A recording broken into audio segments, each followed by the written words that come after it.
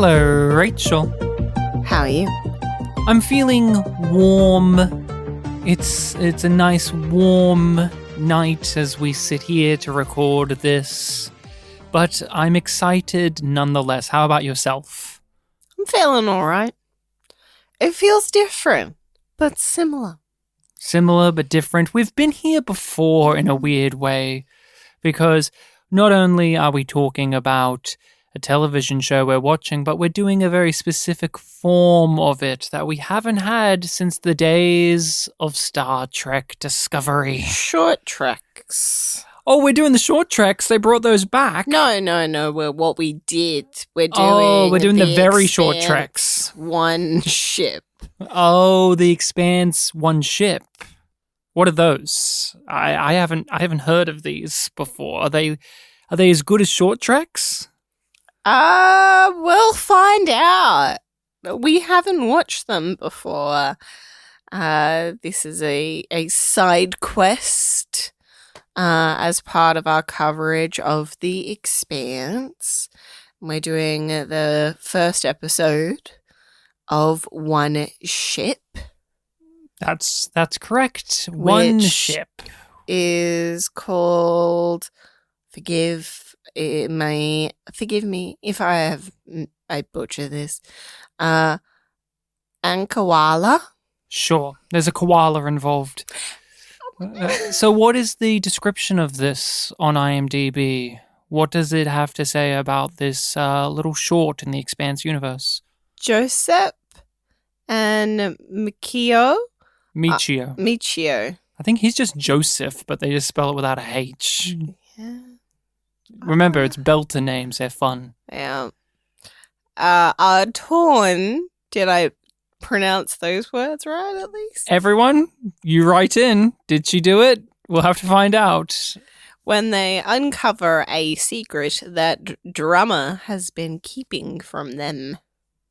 Let's talk first about the one ship thing in general, like this project.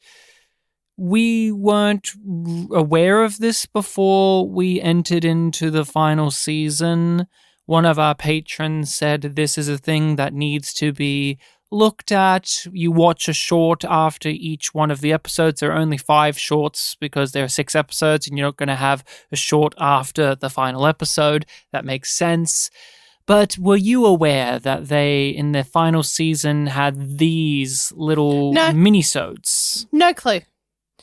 But I knew so little about The Expanse going in. I am not surprised. As TV has changed and evolved, and the internet has become a greater part of it, what is your feelings towards and relationship with webisodes/minisodes? How do you feel about them overall? I feel like sometimes they're good, and sometimes they're just like, why does this exist? And sometimes they're just a bit of fun. I think of the Australian TV series Offspring and their web series that they had, which was called The Nurses, which you particularly enjoyed me talking about because it had your drama teacher.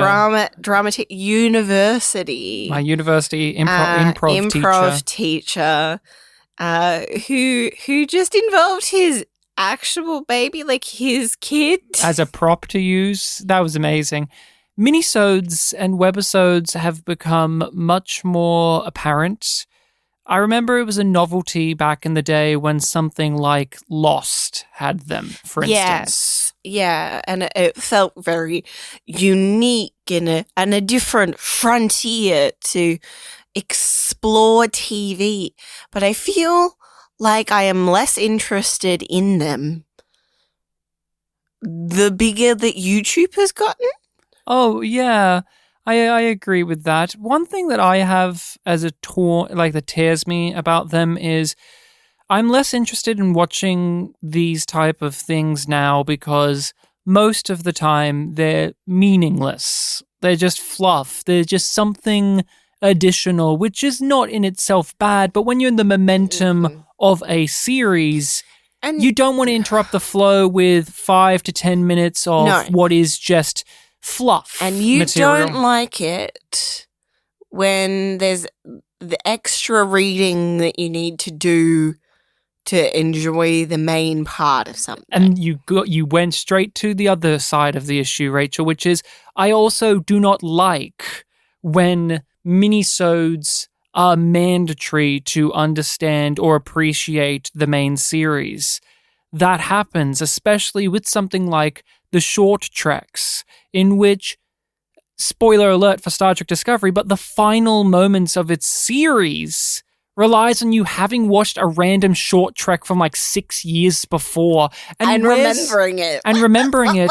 Okay, we're doing that now, okay? And so I hate minisodes on that level too. So the desire to watch them is so minute, but I will admit, growing up, they were exciting. There was something fun about seeing what happened in between the seasons of Misfits, say. And that one, for instance, had great minisodes where Yes. they were funny, they were inventive, they furthered some story and character stuff, but they weren't mandatory. No. You could go on without No. them. The way that I like my minisodes is on a similar level to a deleted scene. Yeah, that's it. And with The Expanse, why are there minisodes here? What's going on? And is this a way to compensate for the lack of episodes because we only have 6? So Amazon or whoever struck a deal where, can we film some more things, some small shorts to hype up the season a bit more, get people a little bit more invested, or have a bit more fun while we're still with these actors That and these was sets my and these impression. directors? Yeah. It's That I'm it not too was- sure what the creation of Yeah. this is entailing, though. Like, how did this all come together? Somebody pitched it as a marketing thing, I imagine. And they coincide with the given episode, I'm assuming, because the one we're discussing does relate in part to the first episode of the season. And one aspect that is so befuddling that we have to go into about this particular set of minisodes, but this isn't unusual for this at all, which is distribution and availability. Webisodes can be lost media or media that's tough to resource. You have to be an ultra diehard nerd sometimes to get your hands on them. We're not lucky enough it to really always get them on DVD, on confuses me YouTube, or that they on the don't streaming put sites. them on DVDs. No. Because if somebody's invested enough to get the physical media, it just makes sense to plop it on there as an Bonus feature. easy bonus feature. We haven't talked in a very long time, it feels, about the Blu-rays that we have of The Expanse and how the menus are, the special features, the layout.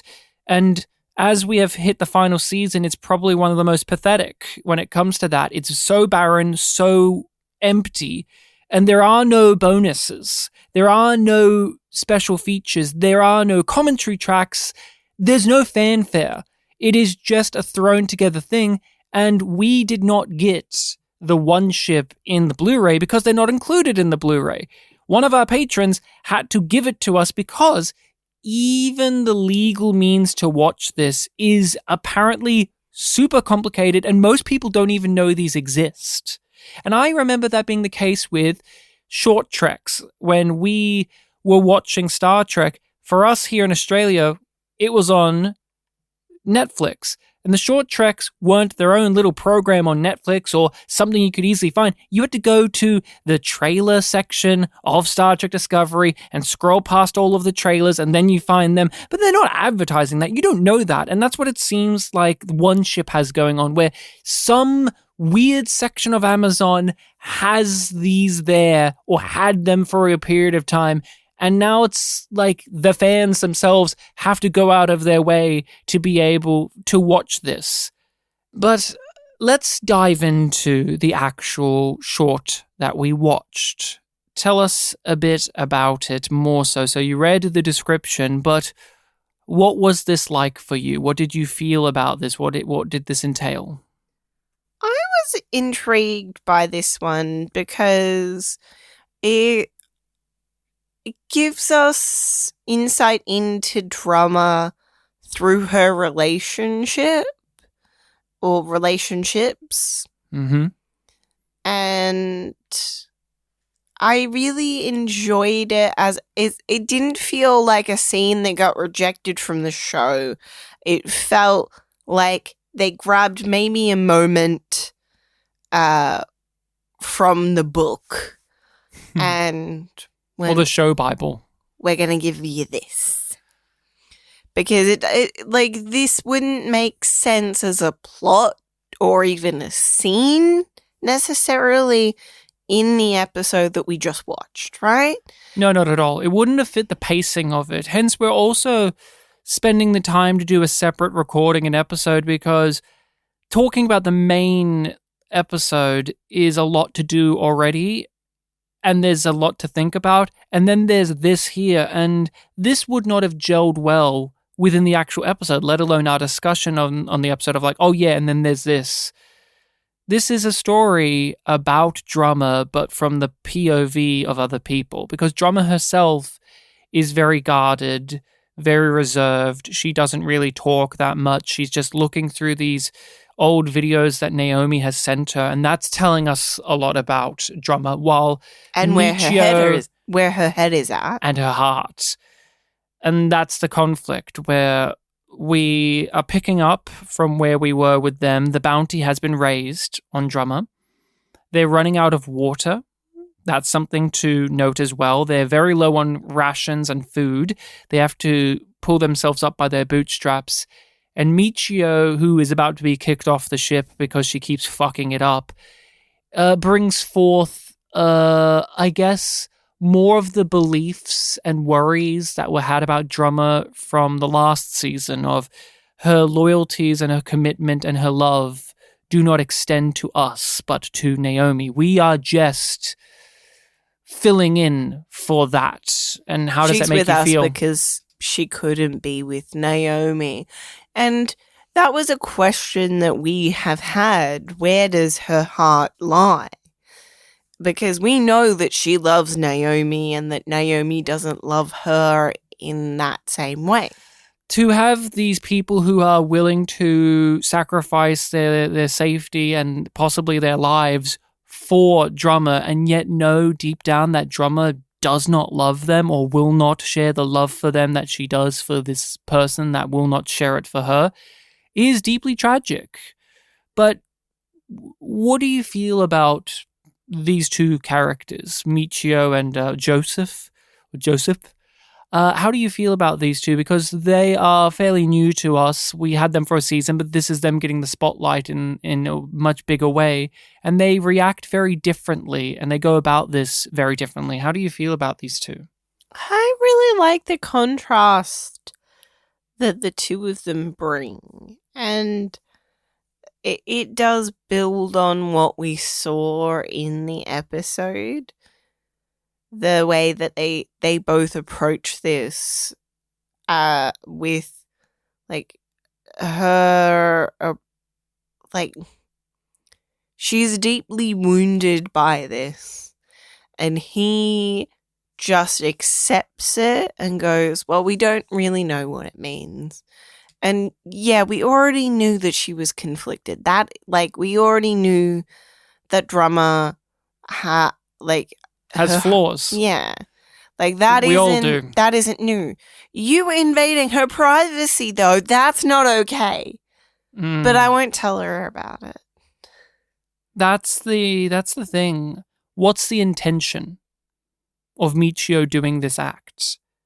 Going into Drummer's room, looking through her stuff, using this information to sow doubt with the others. Is that now when I lay it out like that, it sounds very malicious. But from the performance and from the character, it doesn't feel that way. It feels genuinely naive on her part, but there is a form of manipulation there. It's not okay what she's done. And he doesn't react positively to it either on that just noble level, but also on that personal level of, would you appreciate someone looking into your heart like that and saying that it's not good enough or that you do not fit into it? Or judging it based on that. Like, she's like, there was nothing of us. There was nothing of us. There was all of this stuff of Naomi. And it's just like, I wonder, like, what somebody would judge about me if they looked through, like, my camera roll. Oh, yeah, you have to wonder that. And this Michio is going to get kicked off this ship. That's kind of where we end with them too, of just like, let's enjoy the time we have. And there's a sorrow and a sadness there, for sure. But does this make you feel she's any more worthy of having been allowed to stay? Oh, no, it makes me glad that she's leaving. Because she's now a liability in another way. What do you feel about him as a character? We haven't really got to know him too well. He seems the more strong-willed one out of all of them, because he was the one that pushed for Michio to leave the ship. He's the one that, yet after all of this happens, still embraces Michio and comforts her and realizes that she's a person, but he's still standing by the attitudes that made him decide that she has to leave. How do you feel about him? I think he is not letting his heart drive his decisions. There is a very practicality, like, he approaches things very practically. We see that when we first see him in this mini-sode. He's doing all of the checks and doing the things and making sure that everything is going to be okay, or at least like doing his part so that things can hopefully work out. And that is the same way that he approaches this conflict that is brought to him. Drummer herself has kept these videos of Naomi. At the end of the short, she deletes them one by one.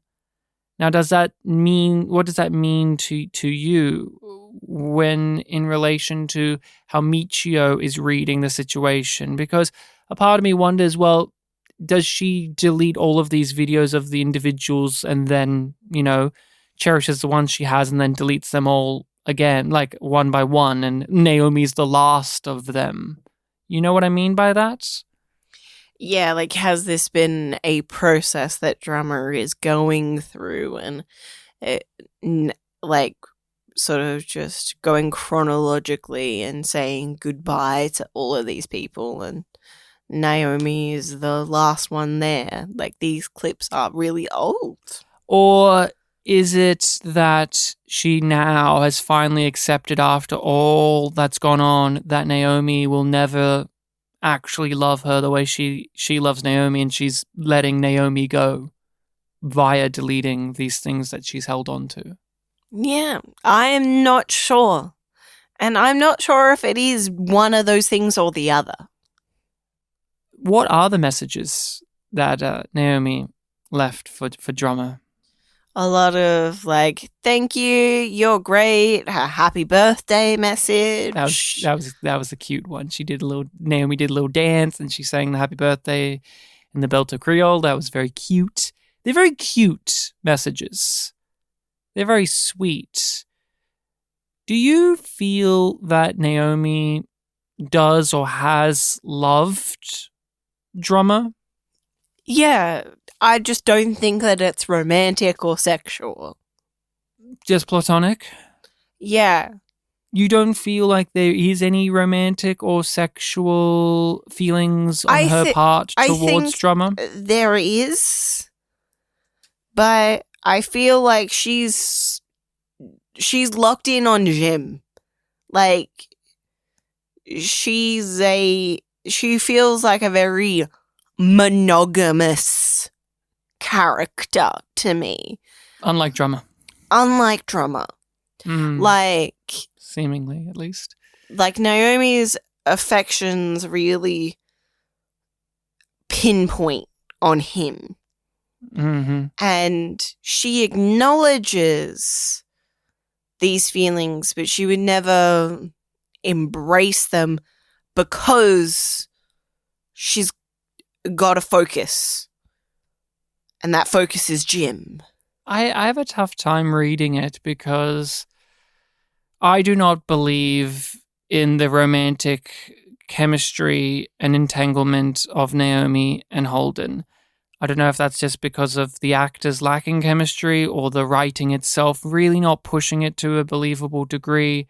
There's just something that has never sparked there for us as podcasters where we talk about the Jim-Naomi relationship.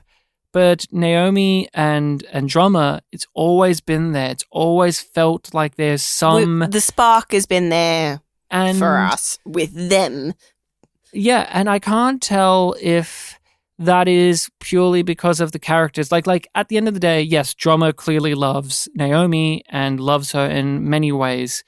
But does Naomi feel that way? Or is that just because the actors are giving this more than what the actual... Like, does Naomi even recognize having feelings for Drama? I feel like she knows Drama likes her and loves her perhaps, but does Naomi actually feel any of these things herself? Or is she just being a really great friend and that's just giving off signals? I can't decipher where I land on all of that because my point of reference for what Naomi looks like when she's in love is Jim Holden, and that does not translate for me as a viewer. So if that's like the tentpole of what her romantic investment is like, then I guess she's not in love with Drummer in any way. But on a purely like viewer at home level, I think she is, because those two characters and those two actors just they have those the sparks flying off the screen. I want to see them on dates. I want to see them kiss. The fact that the cutest, romanticest things that we've seen Naomi do is for Drama kind of says something to me. But do they intend that as a show? I don't think so. Because I assume that we are meant to buy Naomi and Jim so much more than we do. Mm-hmm. And is Drama just in unrequited love? Is that all this is? Like, we can look at each other when we watch this minisode and see those messages from Naomi where she's winking and pointing at the camera and doing a little jig and sing song and happy birthday and all that, and we give each other the side eye and whisper they're just gal pals as a joke to each other. But I don't know, because I feel like the show definitely is aware that Drummer feels this way, and that's kind of where the be all and end all is, I think, of Drummer is the one that's in love and she won't be able to get with Naomi because Naomi is destined to be with Holden. How does that make you feel about Drummer? We haven't talked about that in a little while. It's been a bit of time since we've really chewed on that, of Drummer being in this tragic love, this one-way love for Naomi. Yeah, because I feel like it's just there. Like, it is just a part of their relationship, and it makes it more complicated and more interesting. But Drummer is no longer letting it stop her from living her life, but it is still impacting the way that she lives her life. Is it a part of the character you like? Like, maybe too strong, but I don't dislike it. I don't dislike it either, but I am disappointed because I think that Drummer deserves better than what the show gives her. I think she does deserve to be in a relationship with Naomi, but the show doesn't think so. Or the show won't do that. Maybe maybe I'm speaking too strongly on that, but it's just one of those times, and you watch a lot more of these type of things where you look at ships and stuff. You're Gilmore Girls head. Surely that happens all the time in Gilmore Girls where, oh, of course it does, with Rory, right? Where, yeah, you have the show says, no, this is the one true pairing relationship, and you squint and go, is it though? Is it? Mm-hmm. Jess was right there. You know, that type of thing. While the show says, what, Logan? I would say,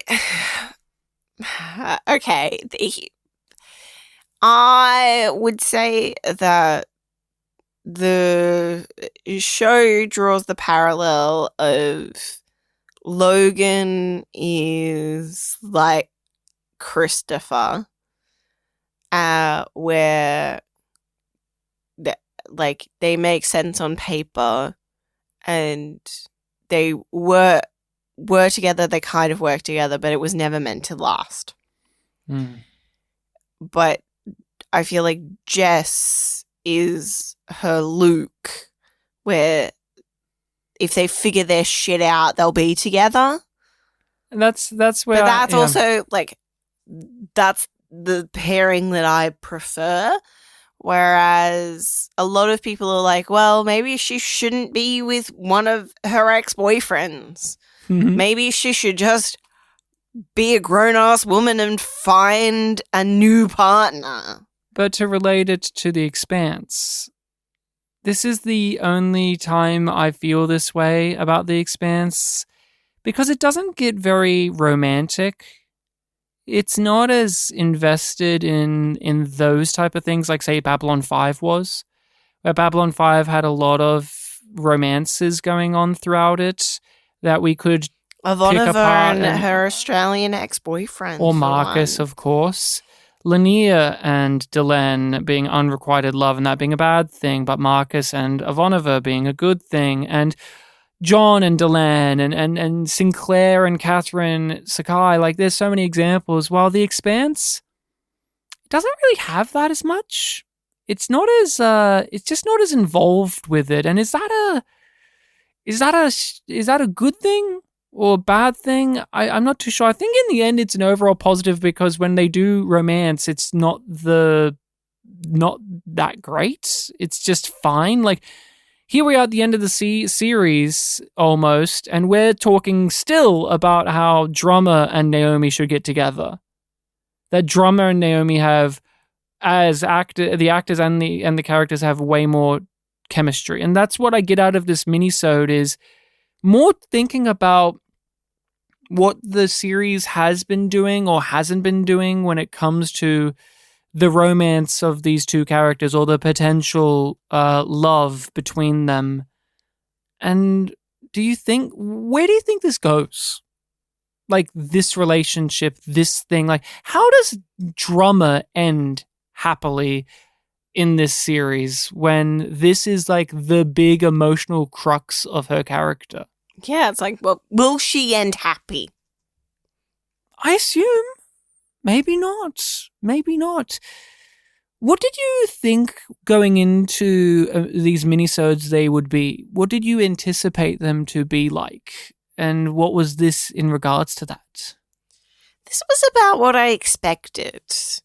Well, not necessarily what I expected, but what I hoped, which was essentially a short film that supports the main show. But doesn't subtract from it. I just want to acknowledge that I really appreciated it as its own thing. And that really does speak to the quality of it for me. It was well shot. The effects were great. I like the one ship idea as well that we get in the voiceover from Naomi, and how that is the conceit of these shorts, that these one ships are made up of many cells, many bodies, all that, and we're going to follow the stories of those. Would you rate this a yum or a yum yum on our scale? Yum yum. Yum yum. This was a yum yum. It was nice. Yum yum. Do you have the title for the next mini-sode? We can guess what things will be from that, but I have no clue. I imagine this is going to be ones in which we're following one or two characters in different places, so I don't know what it will be. So what's the title? Zenobia. Oh, it has to be the Christian minisode then, because that's the name of her flagship that she's on. Yes, it is. What do you think it will be about? Let's do predictions on the minisodes and if they will impact in any way. What do you think it will be about? I think it's going to be somewhat similar to that moment where Bobby walks in and She's floating. Avasarala is floating and like getting a moment to herself. I think it's going to be that. But I think it's going to be her daughter walking in, not Bobby. Ashanti? I think it's Ashanti. I don't think they're going to go that far. I don't think so either. But I just wanted to throw that in there. I want Monica to be there. That would be great. I'd be really appreciative if Monica was in this minisode with her. Press conference? Oh my god, if she was training her how to do interviews and there was actually a correct version of that idea that season 4 tried to pitch out there. Yes. That would be hilarious. Here's what I think it is. I think it's a personal one, and we're on the same line of thought, but different. I think it's going to be her talking to her grandchild or one of her grandchildren. I think that's what it's going to be. Grandchild number 1. Oh, grandson number 1. And maybe it will be him again and talking to them and maybe sharing some kind of story. That would be nice. But it's also named after her ship. So maybe it will connect to whatever the plot is of the second episode and the aftermath of it, and just maybe her having a poetic reflection on that. So we'll have to find out. Everyone, thank you so much for listening in to us give some brief thoughts on a 5-minute short, where our thoughts are almost triple the length of it, of course, because there's lots to say. Are you aware of the one ships of the Expanse? Have you watched them? Did you see them when they came out? What are your opinions on them? What do you think about this one in particular and the things we have discussed? I would love to know what people have to say without spoiling, of course, the rest of the series. The drummer and Naomi relationship. How much of a one-way street is it? Do you feel like Naomi has feelings for Drummer, or is it just Drummer having feelings for Naomi? What is the show's intentionality with all of that? How do you feel? Let us know in the comments of this episode. You can find our stuff on all of those podcasting sites and on all of the social medias if you want to follow us and keep up to date. But we release these things early, don't we, Rachel? Early on our Patreon, where you can also find so much other content. If you have the means to do so, please come over to Yum Podcast on Patreon, support us, be a part of our community Discord, and get all of this bonus content, including the rest of our coverage of The Expanse. You get those much earlier, will be done by the time this is on the main feed, so if you want to skip to the end and hear what we have to say about the series, then head on over. Feel free to rate and review the podcast and all of those good things. And Rachel, this is the biggest thing of them all. And What? I'm not being a silly bugger here. Who do you want a minisode to be about that you know will not be given one? Other than Ashanti? Other than Ashanti. There's an actual chance she could get one. But out of all the players we've had, who would you want a minisode about? Who would you want a one ship about that you know that they probably would not give one to? My honest answer is the Gaunt Belter. That's your honest answer. What would it be? Because I think it would be really interesting to have one that was maybe in him in contrast with Monica. I would love for them to have a press conference together. That would be amazing. My one if I had to be genuine here, it's obvious to say Havelock because it's funny, but I also legitimately thought of Havelock because he's just existing in this world still. He's out there, but in the novels. And the novels, those great tomes of Havelock that we could be reading right now. No, my choice has to be giving us Brian George back and having a mini-sode in which he was during the time he was alive. I don't care what the chronology is. Any excuse to bring back Brian George for something would be much appreciated. I don't think they would have had the ability to, and timeline-wise, it seems like they're going in chronological of these episodes, but if I could have had another scene between Brian George and any character, let me have a scene of Aaron Wright and Brian George having a conversation back in the day. I would watch that. Just let Brian George have, I don't know, a farewell, but I don't think they would do that because how do you feel when a series has to recast a character and then that actor did their time, they're done, and then the series brings back that character, but they bring back the original actor? I usually like it. You do? I kind of enjoy that but I also like the way that it plays out sometimes when it is, they keep on following through with the new casting. I think of Draal. Oh, and Babylon 5? Yeah.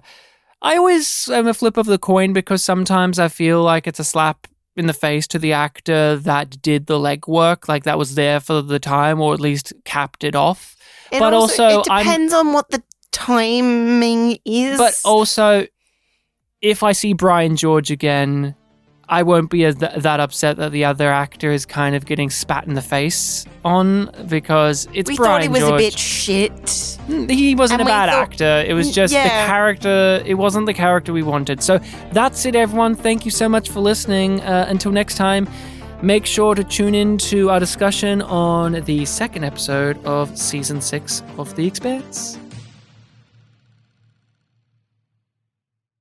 Now Earthers know what it feels like to be Belter.